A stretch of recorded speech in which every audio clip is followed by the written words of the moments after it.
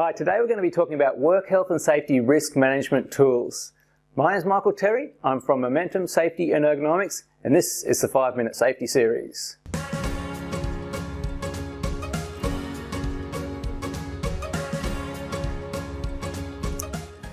Okay, so risk assessment tools are part of our overall health and safety or risk management process. They are step 2 of the process, and if you want to check out a bit more detail about the process itself, click on the link above.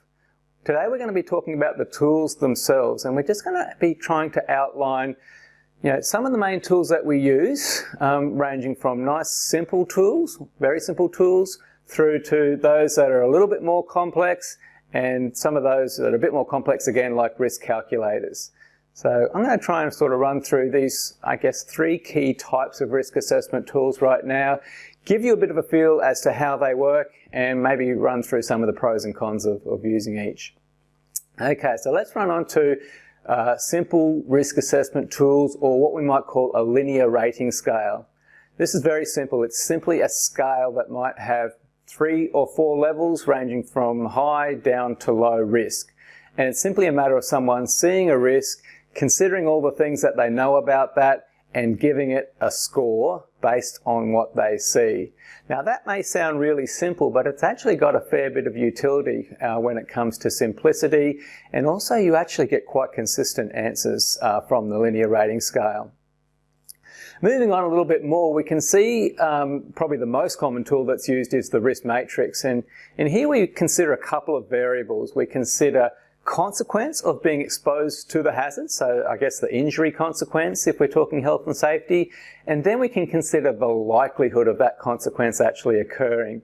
And when we put these 2 variables together by going across the matrix and down, we get a risk score basically, and it'll range from low to high again, but it's a little bit more of a considered risk score.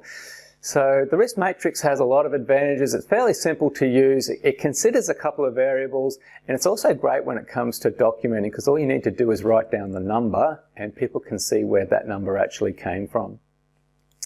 Here's another example of a risk matrix. It just gives you a little bit more of a feel for how those variables get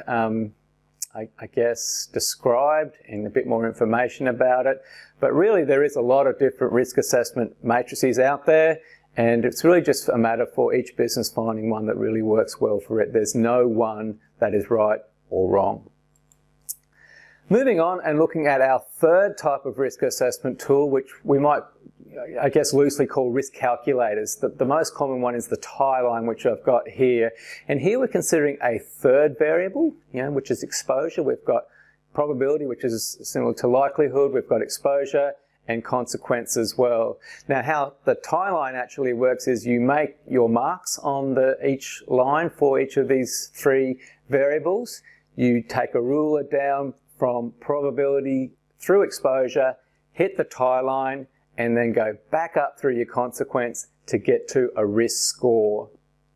Now, it's quite simple to use once you get into using the tie line, but one of the problems with the tie line is that it does become a bit messy when you have multiple risks. So think about something like a process risk assessment or a job safety analysis, something like that, where you might have 10 steps. Each one of those steps has a risk, and if we're using the tie line, we're going to get 10 different lines on the overall on the documentation, and it's going to get a little bit messy and confusing. So that might be one of the downsides to using risk calculators. But other than that, they're a really good tool, and they give you a nice sort of risk score at the end of the day, and a risk score that's really well considered, I feel. So some of the pros and cons, there is no pro and con that sort of fits every situation. It really does depend on your risk and the people doing the risk assessment. So you've got to think of, what are risk assessing? Is it simple? We might be able to use something very simple like a linear scale. Is it something that more complex, requires a little bit more consideration? Okay, we might use a matrix or even a risk calculator for that. Who's going to be doing the risk assessment? Do they need training? If that's the case, then we might want to consider using one of the simpler options, so that training is going to be fairly simple. Who's going to be interpreting the risk assessment is important as well. So If it's going to be someone who is not familiar with that tool, then you might need to think about some explanation being put into the actual risk assessment documentation so people understand where it's actually coming from, those risk scores. So yeah, it does vary. It depends on who, what and when. Some basic takeaways from today's session. The risk assessment tools do include those 3 key types of tools. There's no one that fits every situation. You're going to have to think about your situation, who's doing it, who's reading it, and work out what the best situation or the best tool to use for that situation is going to be. So thanks very much, guys. That was our 5-minute safety series on risk assessment tools. Check out these links for other videos in the 5-minute safety series.